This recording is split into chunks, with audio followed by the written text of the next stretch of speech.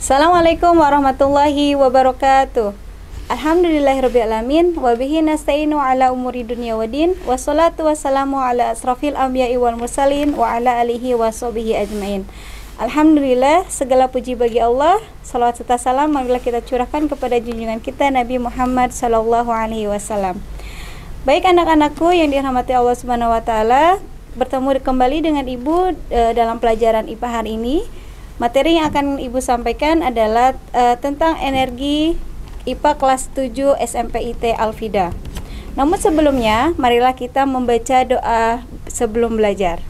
Kita bersama-sama berdoa dulu ya. Silakan diangkat tangannya, kita berdoa bersama-sama. Bismillahirrahmanirrahim. Raditu billahi rabba wa bil islami dina wa bi Muhammadin nabiyyan wa rasula. Rabbi zidni ilma. Amin. Mari kita bersama-sama membaca ayat pembelajaran surat Al-Buruj ayat 1 sampai 5. A'udzu billahi minasyaitonir rajim. Bismillahirrahmanirrahim. Was-samaa'i dzatil buruj wal yaumil mau'ud wa syahidin wa mashhud. Qutila ashabul ukhdud an-nari dzatil waqud. Shadaqallahul azim. Alhamdulillah, tadi kita bersama-sama telah membaca ayat pembelajaran di hari ini. Semoga menambah keberkahan di pertemuan kita kali ini. Namun sebelumnya, untuk lebih menambah semangat lagi pembelajaran IPA hari ini, mari kita bersama-sama yel-yel Al-Fida dulu ya. Kalian masih ingat? Ya, kita yel-yel Al-Fida terlebih dahulu. Cerdas cendekia bersama Al-Fida. Fikir, zikir, bismillah, Allahu Akbar. Al-Fida cendekia, soleh, berilmu, dan beradab, Allahu Akbar. Baik, alhamdulillah, tadi kita sudah pemanasan. Namun sebelum ke materi, Ibu akan sampaikan dulu tujuan pembelajaran kita hari ini. Yang pertama adalah siswa mampu mengetahui arti dari energi dan satuannya. Kemudian yang kedua, siswa mampu mengetahui perubahan energi. Yang ketiga, siswa mampu mengetahui bentuk energi yang dapat diperbaharui dan tidak dapat diperbaharui. Yang keempat, siswa mampu memahami energi potensial dan energi kinetik. Dan yang kelima, siswa mampu mengetahui transformasi energi pada makhluk hidup. Itulah materi hari ini yang akan kita bahas bersama-sama. Nah, kita akan memasuki ke tujuan yang pertama. Yang pertama adalah energi dan bentuk-bentuk energi. Energi berasal dari bahasa Yunani, yaitu energia, yang berarti aktivitas. Energi adalah suatu kemampuan untuk melakukan usaha atau kerja. Maka satuan energi dalam satuan internasional adalah Joule atau biasa disingkat dengan huruf J besar. Macam-macam energi yang ada di dunia ini ya, yang akan kita pelajari. Yang pertama adalah energi kimia. Apa itu energi kimia? Energi kimia adalah energi yang tersimpan dalam senyawa kimia. Sumber energi kimia ini bisa kita dapatkan dari sumber makanan, kemudian bahan bakar minyak, kayu bakar, dan aki. Macam energi yang kedua adalah energi kinetik, yaitu energi yang dimiliki oleh benda yang bergerak. Sumber energi kinetik ini bisa berasal dari mobil yang bergerak, kemudian angin yang berhembus, baling-baling kipas, dan yang lainnya. Kemudian yang ketiga, macam energi yang ketiga adalah energi potensial. Energi potensial adalah energi yang dimiliki oleh suatu benda berdasarkan kedudukannya atau berhubungan dengan ketinggian. Contoh energi potensial, buah yang jatuh dari pohonnya. Kemudian air terjun yang mengalir dari daratan tinggi ke daratan rendah. Apalagi contoh seorang penerjun payung yang melayang di atas udara. Itu merupakan contoh dari energi potensial. Kemudian yang keempat adalah energi listrik. Energi listrik adalah energi yang timbul dari perpindahan muatan-muatan listrik. Contohnya energi listrik adalah magic jar, setrika, setrika listrik, kompor listrik, dan lampu. Macam energi selanjutnya adalah energi kalor. Apa itu energi kalor? Energi kalor adalah energi yang mempengaruhi suhu, volume, dan wujud suatu benda. Contohnya adalah energi listrik pada setrika, kemudian energi pada kompor listrik, energi pada solder listrik, dan alat pengering rambut. Selanjutnya, macam energi yang keenam adalah energi cahaya. Apa itu energi cahaya? Energi cahaya adalah energi yang dihasilkan dari sumber cahaya atau benda yang dipantulkan. Contohnya adalah yang terbesar di dunia ini, energi cahaya bisa kita dapatkan dari sinar matahari atau dari cahaya lampu yang berasal dari listrik. Selanjutnya, energi bunyi. Apa itu energi bunyi? Energi bunyi adalah energi yang dihasilkan oleh benda yang bergetar. Contoh energi bunyi adalah bel listrik, suara orang berbicara, dan bunyi alat musik. Selanjutnya, yang kedelapan, energi nuklir. Apa itu energi nuklir? Energi nuklir adalah energi yang terjadi karena adanya reaksi fisi atau reaksi fusi dari atom dari unsur radiator atau yang disebut dengan radioaktif. Contohnya adalah energi yang berasal dari uranium. Yang kesembilan, energi otot. Energi otot adalah energi yang dihasilkan oleh otot tubuh. Energi otot dibentuk oleh makanan, air, dan oksigen yang tersimpan di dalam otot. Energi otot berfungsi untuk aktivitas manusia dalam kebutuhan hidupnya atau untuk aktivitas tubuh manusia dan hewan. Yang terakhir, energi biogas adalah energi yang dimanfaatkan berdasarkan gas metana dari kotoran ternak seperti sapi, kerbau, dan kambing. Energi metana ini dapat digunakan sebagai bahan bakar gas seperti penerangan dan bahan bakar untuk memasak. Nah, itulah macam-macam energi. Kemudian sekarang yang akan kita bahas adalah tentang perubahan bentuk energi. Perubahan bentuk energi ini lebih banyak pada kehidupan sehari-hari kita. Misalkan perubahan energi listrik menjadi energi cahaya dan panas. Contohnya adalah lampu. Karena lampu itu dihasilkan dari energi listrik, kemudian berubah menjadi energi cahaya dan energi panas. Kemudian yang kedua, energi listrik menjadi energi gerak. Contohnya pada kipas angin. Selanjutnya, energi listrik menjadi energi cahaya dan energi suara. Contohnya adalah pada televisi. Selanjutnya, energi gerak atau energi yang berasal dari udara menjadi energi gerak. Contohnya adalah kincir angin.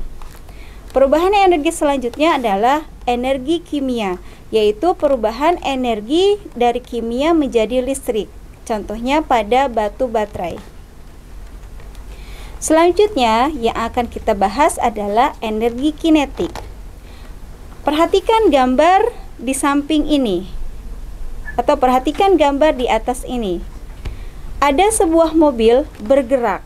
Nah, sesuai dengan macam energi yang sudah kita bahas, energi kinetik adalah energi yang disebabkan oleh benda yang bergerak. Dalam hukum fisika, energi kinetik ini dirumuskan menjadi W sama dengan F dikali S. Energi kinetik sama dengan setengah dikali M dikali V pangkat 2, di mana W itu adalah usaha yang dilakukan oleh benda bergerak, maka satuannya usaha itu adalah Joule. Kemudian F itu adalah gaya benda satuannya adalah Newton. Kemudian S, apa itu S? S itu adalah jarak perpindahan benda dari titik satu ke titik selanjutnya, satuannya adalah meter. Maka energi kinetik itu satuannya adalah Joule, sehingga kita dapatkan setengah dikali M pangkat V pangkat 2 Maka M adalah massa benda. Massa benda ini adalah berat benda, maka satuannya adalah kilogram. Dan V sama dengan kecepatan benda, maka satuannya meter per sekon. Perhatikan contoh soal berikut ini. Seorang atlet memiliki massa 50 kg, kemudian meloncat dengan kecepatan 2 meter per sekon. Berapakah energi kinetik yang dihasilkan oleh atlet tersebut? Nah, cara menjawabnya bagaimana? Maka kita harus mengetahui dulu, diketahui M, berat benda. M-nya sama dengan 50 kg. Kemudian kecepatan. Kecepatan itu kita lambangkan V. V sama dengan 2M per S. Dan ditanyakan energi kinetiknya, maka kita tinggal masukkan rumusnya. Energi kinetik sama dengan setengah dikali M dikali V pangkat 2 sama dengan setengah dikali 50 dikali 2 pangkat 2, maka hasilnya adalah 100 Joule. Selanjutnya yang akan kita bahas adalah energi potensial. Apa itu energi potensial? Di materi sebelumnya sudah kita jelaskan, energi potensial adalah energi yang dimiliki oleh suatu benda karena kedudukannya. Semakin tinggi suatu benda terhadap kedudukannya, maka energi potensialnya pun akan semakin besar. Perhatikan gambar di samping ini. Ada sebuah pohon apel yang sedang berjatuhan dari atas ke bawah. Maka ini adalah contoh dari energi potensial. Maka dalam pelajaran fisika, energi potensial itu dirumuskan EP sama dengan M dikali G, di mana W adalah besar usaha atau Joule, kemudian EP sama dengan energi potensial, satuannya Joule, M itu adalah massa atau berat benda, satuannya kilogram, G adalah gravitasi. Gravitasi ini kita bulatkan nilainya 10 meter per sekon pangkat 2. Dan H itu ketinggian benda dan satuannya meter. Kenapa ada H, ada ketinggian? Karena ini energi potensial. Sebagaimana tadi dijelaskan bahwa energi potensial adalah energi yang dipengaruhi oleh kedudukan benda. Semakin tinggi benda, kedudukan suatu benda, maka energi potensialnya akan semakin besar. Perhatikan pernyataan berikut ini. Besar energi kinetik benda yang jatuh dari ketinggian H pada saat menyentuh tanah, maka rumusnya setengah kali M kali V pangkat 2. Pada saat itu, semua energi potensial menjadi energi kinetik. Jadi ketika benda sedang bergerak dari atas ke bawah, maka di situ ada energi kinetik karena ada benda bergerak. Maka dia memiliki persamaan setengah dikali M dikali V pangkat 2, atau sama juga dengan M dikali G dikali H. Sehingga dapat disimpulkan bahwa kecepatan benda pada saat menyentuh tanah, nih benda kan sudah bergerak dari atas ya. Saat di atas dia memiliki rumus M kali G dikali H. Tetapi ketika benda itu sedang bergerak menuju bawah, maka dia bisa juga kita berikan rumus setengah kali M kali V pangkat 2. Tetapi ketika benda itu sudah di dasar tanah ya, di bawah tanah, maka dia memiliki rumus kecepatan V sama dengan akar dikali 2G dikali 2 dikali G dikali H. Sekali lagi, maka rumusnya adalah V sama dengan akar 2 dikali G dikali H. Perhatikan contoh berikut ini. Seorang atlet bermassa 50 kg, kemudian meloncat dari ketinggian 3 meter ke dalam kolam renang. Hitunglah berapa energi potensial tersebut. Maka kita diketahui M itu adalah berat. Beratnya berapa tadi? 50 kg. H, ketinggian dari kolam itu. H-nya sama dengan 3 meter. Dan kita langsung masukkan G. G itu ada gravitasi, itu sudah satuannya sudah dibakukan. Jumlahnya kita bulatkan 10 meter per sekon pangkat 2. Sehingga ditanyakan energi potensial, maka kita tinggal masukkan rumusnya. Energi potensial sama dengan M dikali G dikali H. M-nya 50, G-nya itu 10, dan H-nya 3.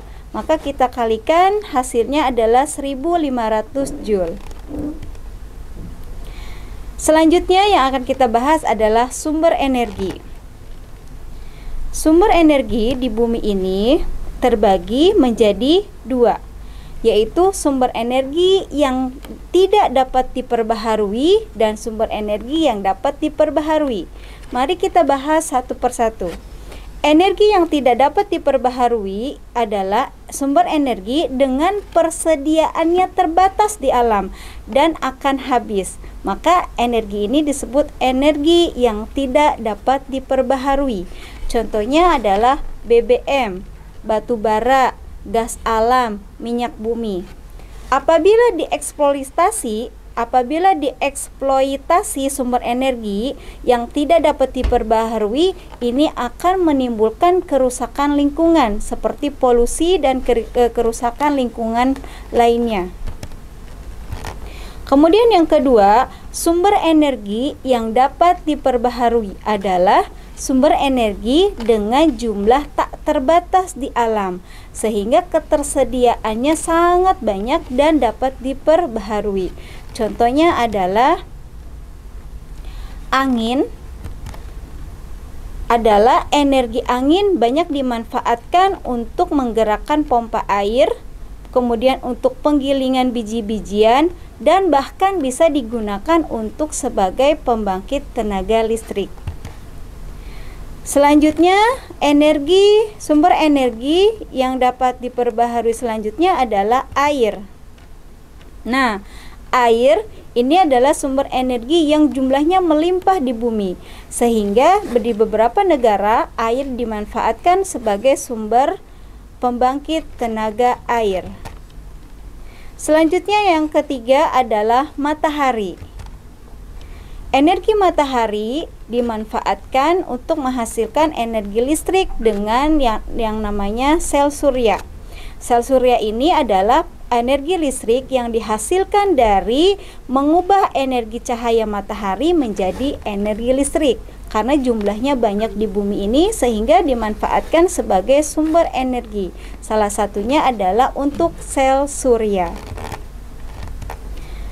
Lalu bagaimanakah hukum kekekalan energi? Hukum kekekalan energi adalah energi tidak dapat diciptakan atau tidak dapat dimusnahkan. Energi dapat dirubah dari satu bentuk ke bentuk yang lainnya. Itu adalah hukum kekekalan energi. Contoh, energi matahari itu dimanfaatkan oleh tumbuhan, hewan, dan manusia. Hukum kekekalan energi berlaku pada energi mekanik, energi listrik, dan energi potensial. Energi mekanik merupakan penghasil penjumlahan antara energi kinetik dan energi potensial. Maka energi mekanik adalah energi kinetik ditambah energi potensial. EM sama dengan EK ditambah EP. EM adalah energi mekanik, EK sama dengan energi kinetik, dan EP sama dengan energi potensial. Selanjutnya yang akan kita bahas adalah tentang transformasi energi pada makhluk hidup. Apa itu transformasi? Transformasi adalah perpindahan energi. Makhluk hidup melakukan transformasi energi melalui proses metabolisme. Apa itu metabolisme? Metabolisme berasal dari bahasa Yunani yang berarti metabole, yang artinya adalah berubah. Berarti metabolisme adalah perubahan. Metabolisme di dalam transformasi tubuh manusia ataupun tubuh hewan itu terbagi menjadi dua. Yang pertama adalah katabolisme. Katabolisme adalah proses pembongkaran molekul yang relatif besar menjadi lebih kecil. Contohnya adalah pencernaan makanan dan respirasi. Kemudian yang kedua adalah anabolisme. Anabolisme kebalikannya, yaitu proses penyusunan molekul kompleks dari molekul sederhana. Contohnya adalah fotosintesis. Transformasi pada fotosintesis ini hanya bisa dilakukan pada tumbuhan karena proses fotosintesis itu menggunakan cahaya matahari sesuai dengan pengertian fotosintesis. Fotosintesis berasal dari bahasa Yunani. Foto itu cahaya dan sintesis itu adalah penggabungan. Maka fotosintesis adalah proses pembentukan glukosa dari karbon dioksida dan air dengan bantuan matahari serta bantuan dari klorofil atau zat hijau daun. Fotosintesis termasuk anabolisme. Apa itu anabolisme? Penyusunan molekul sederhana menjadi molekul yang kompleks. Lalu bagaimanakah proses fotosintesis? Fotosintesis prosesnya seperti ini. Penyerapan energi cahaya oleh klorofil pada tumbuhan. Klorofil ini berasal dari daun yang ada pada tumbuhan. Kemudian klorofil terdapat di dalam klorofas. Nah, selanjutnya terjadilah sebagian energi cahaya yang dikumpulkan dan disimpan dalam bentuk ATP. Apa itu ATP? ATP adalah adenosine trifosfat. Maka reaksi dari fotosintesis adalah E6CO2 ditambah 6H2O, maka menghasilkan C6H12O6 ditambah O2. Itulah proses terjadinya fotosintesis. Ibu ulangi lagi, proses fotosintesis adalah dengan bantuan tadi klorofil yang ada di klorofas menarik sinar matahari, kemudian dibantu oleh karbon dioksida dan dibantu oleh air 6CO2 ditambah H2O, maka hasil fotosintesisnya adalah C6H12O6 dan O2 atau oksigen. Kemudian transformasi energi pada sistem pencernaan itu makanan digunakan oleh tubuh sebagai sumber energi, maka fungsi makanan adalah untuk menyediakan energi untuk aktivitas seperti berjalan, berolahraga, beribadah, membaca, menulis, dan lain-lainnya. Nutrisi yang dibutuhkan makhluk hidup, terutama manusia, yaitu karbohidrat, lemak, protein, vitamin, dan mineral. Karbohidrat berfungsi sebagai sumber tenaga untuk kegiatan sehari-hari. Protein berfungsi untuk membantu pertumbuhan baik otak maupun tubuh. Lemak berfungsi sebagai cadangan makanan dan cadangan energi. Pencernaan makanan termasuk dalam proses katabolisme, yaitu merubah nutrisi dari molekul kompleks menjadi molekul yang sederhana. Contohnya adalah karbohidrat dirubah menjadi glukosa, atau lemak dirubah menjadi asam lemak dan gliserol. Yang terakhir, transformasi energi pada tumbuhan itu digunakan pada proses respirasi. Nah, respirasi adalah suatu proses penguraian bahan makanan yang dihasilkan energi, kemudian mengubah energi kimia menjadi energi yang lainnya yang dapat digunakan, yaitu energi otot untuk bergerak dan energi untuk berbicara. Maka proses respirasi ini menggunakan glukosa C6H12 ditambah O6 ditambah 6O2 atau oksigen, maka akan menghasilkan karbon dioksida ditambah 6H2O atau air dan ditambah 675 kilokalori atau energi. Maka respirasi ini menghasilkan energi di dalam tubuh manusia maupun hewan. Baik, mungkin itu saja materi hari ini yang bisa Ibu sampaikan tentang energi, dari macam-macam energi, kemudian bentuk energi dan perubahannya, dan rumus energi potensial, energi kinetik. Semoga kalian bisa memahaminya dan ilmu yang kita pelajari hari ini bermanfaat. Itu saja yang bisa Ibu sampaikan. Mohon maaf bila banyak kekurangan, dan Ibu akhiri. Wassalamualaikum warahmatullahi wabarakatuh. Terima kasih.